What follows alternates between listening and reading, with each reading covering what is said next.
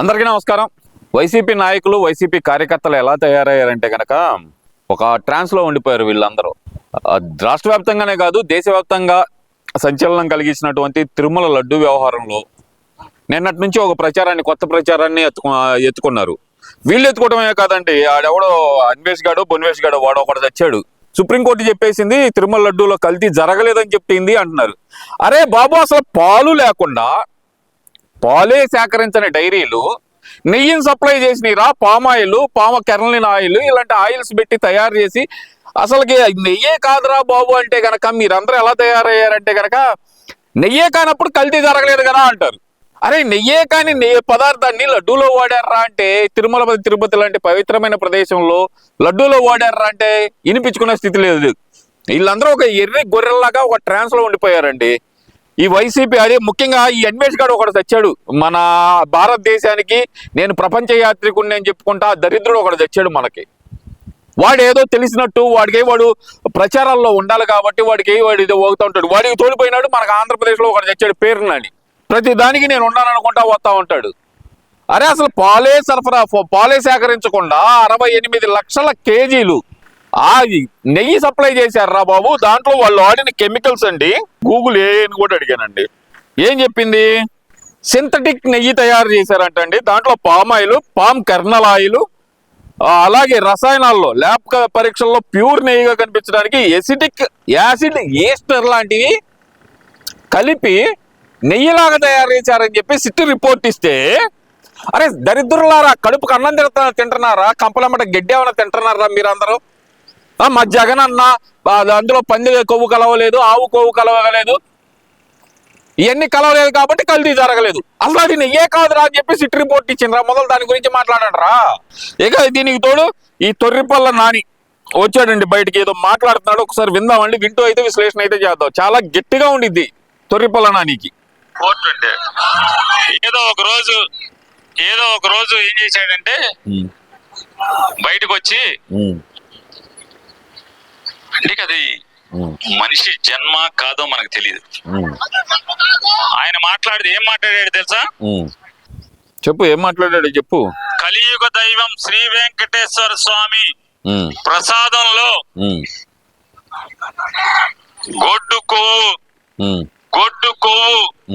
పంది కొవ్వు చేపల నూనె కలిపి జగన్మోహన్ రెడ్డి జనాలకి తిని భక్తులకి ప్రసాదం పెట్టాడు అని చెప్పి మాట్లాడాడు. నువ్వు మాట్లాడదయ్యా. అరే పోరంబోకు ఎన్డీడీబీ ల్యాబ్ రిపోర్ట్ రా అని చెప్పింది. ఎన్డీడీబీ అంటే తెలుసా నీకు? అర్థం తెలుసా? అయినా నువ్వు పంది కొక్కులాగా జనాల బియ్యాన్ని తిన్న సన్నాసి నా కొడుకువి, నీకు ఇంగ్లీష్ కూడా ఏం తెలిసి వచ్చిందిలే కానీ నేషనల్ డైరీ డెవలప్మెంట్ బోర్డు ఇచ్చిన ల్యాబ్ రిపోర్ట్ లో చెప్పారు. అసలు ఆ రిపోర్ట్ ఎందుకు అలా వచ్చిందనే దాని గురించి కూడా మీకు క్లియర్ గా చెప్తానండి. ఏదైతే కనుక ఈస్టరు బీటా కెరటిన్ లాంటి కృత్రిమమైనటువంటి కెమికల్స్ కలపటం వల్ల అవి అలా ట్రిగ్గర్ అయినాయి అని చెప్పి రిపోర్ట్ వచ్చింది. ఎన్డీడీబీ రిపోర్ట్ లో వచ్చింది, national dairy development board report లో వచ్చింది. ఇలాంటి కెమికల్స్ కలపటం వల్ల ఆ అవశేషాలు ఉన్నాయన్నట్టు కనొచ్చింది అని చెప్పి రిపోర్ట్ లో వచ్చిందిరా. తెక్క సన్నాసులారా, సగం తెలుస్తావదా మీకు? ఎంత దుర్మార్గం అది.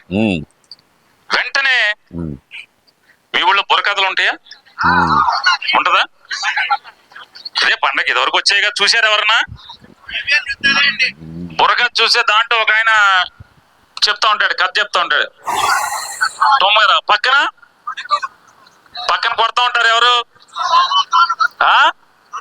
ఏమంటారు బుర్రకథలు కొట్టే వాళ్ళని? పేరు తెలీదా? ఎవరు పెద్దవాళ్ళు లేరు ఇక్కడ? చెప్పరా మొదలు సన్నాసి, నువ్వు చెప్పాలనుకుంది చెప్పు. పక్క బీజేపీ వాళ్ళు ఈ మాట అనగానే వెంటనే ఇది దుర్మార్గం, కిరాతకం, దేవుడి ప్రసాదంలో పంది కొవ్వు కలుపుతారా అని చెప్పి గబగబా కాషాయ బట్ట కట్టేసేసి వెంటనే ఉన్న తెల్ల బట్టలు తీసాడు, పసుపు రంగు బట్టలు వేసాడు, దుర్గ గుడికి వెళ్ళిపోయి మెట్లు కట్టేశాడు. దుర్గ గుడికి వెళ్ళి అరే సన్నాసి నా కొడకల్లారా,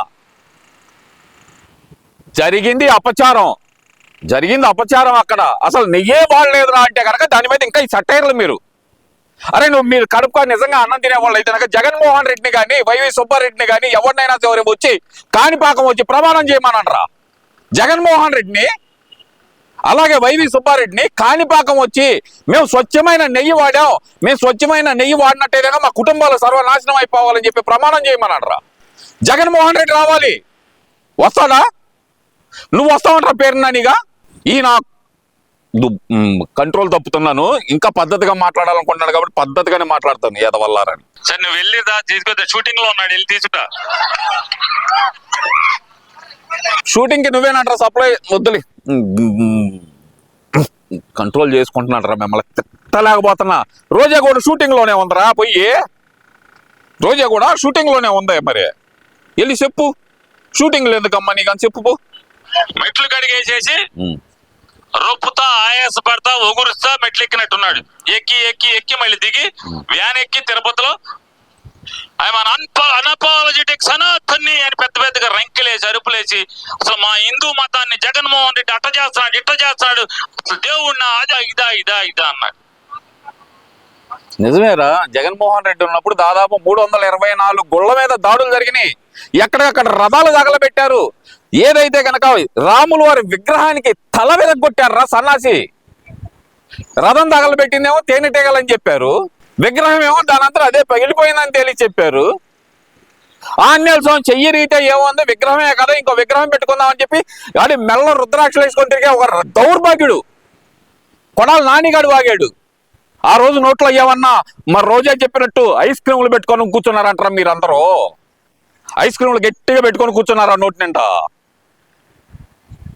ఈ రోజు వచ్చి బయటికి అరే అసలు పాలు సేకరించకుండా నెయ్యి ఎలా తయారు చేశారా, దానికి సమాధానం చెప్పండి రా. సింథటిక్ నెయ్యి అని చెప్పి క్లియర్ గా చెబుతున్నారు అక్కడ. సింథటిక్ నెయ్యి అని క్లియర్ గా చెబుతున్నప్పుడు మీరు అసలు కల్తీ జరగలేదని ఎలా చెబుతారు? అది అసలు నెయ్యే కాదు అని చెబుతున్నారు క్లియర్ గా. ఏదో సన్నాసున్నారు, ఇంకా ఏదో వాగుతున్నాడు అండి కోతిగాడు. ఒకసారి ఏంటో అయితే విశ్లేషణ అయితే చేద్దాం చివరిలో. వాతలు పెట్టాలా నీకు, పెడతా నాగరా వాతలు నీకు గట్టిగా. ఇదంతా చేశారు కదా, మరి ఈ పాపపు మాట్లాడినటువంటి నారా చంద్రబాబు నాయుడు నాలికి మీద కాల్చి దప్పడాన్ని వాత పెట్టాలా పెట్టక్కర్లేదా? అరే సన్నాసి, చంద్రబాబు నాయుడు గారు చెప్పిన దాంట్లో తప్పేమీ లేదు అసలుకి. ఆయన ఉన్నది ఉన్నట్టు కొండ బద్దలు కొట్టినట్టు చెప్పాడు. అది వాళ్ళ పార్టీ మీటింగ్ లో చెప్పుకున్నాడు. సరే గాని గుడిసెట్టి సన్నాసుల్ని గుణపం పెట్టి ఎక్కడ పడవాలి?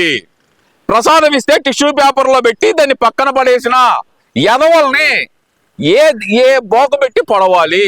ఇవన్నీ వదిలేస్తే గనక పేద ప్రజలకు అందించాల్సిన రేషన్ బియ్యాన్ని పంది కొక్కులాగా మెక్కి తిన్న నీ గొంతులో ఏ గుణపం ఎర్రగా కాల్చి కూర్చాలి? దీనికి సమాధానం చెప్పరా సన్నాసి.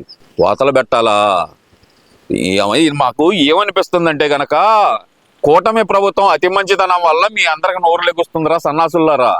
అసలు కేసులో అరెస్ట్ చేసి నేను బొక్కలో వేయాల్సింది పోయి 1,74,00,000 కట్టించుకొని ఫైన్ కట్టించుకొని ఇంకా నీ మీద కేసు రన్ చేస్తున్నందుకు కూటమి ప్రభుత్వానికి బుద్ధి లేకుండా ఉండాలి ముందల. అసలుకి ఫైన్ కట్టి వదిలేస్తే కనుక నువ్వు చేసిన తప్పు ఒప్పు అయిపోతుందంటరా. అయినా నాకు తెలియక అడుగుతానరా, గోడౌన్లు కూడా నీ పేరు మీద పెట్టుకోకుండా నీ భార్య పేరు మీద ఎందుకు పెట్టుకున్నావురా? ఓహో, దొబ్బెత్తే గనక భార్య పేరు మీద కేసు పెట్టేది, కేసు పెడితే గనక మనాళ్లే కదా ఉండేది. ఆ టయానికి 4 రాళ్లు కట్టేస్తే అయిపోయిద్దిలే అని కట్టుకున్నావా? అసలు ఆ 1,74,00,000 స్పాట్ లో నీకు ఎటు నుంచి వచ్చినాయిరా?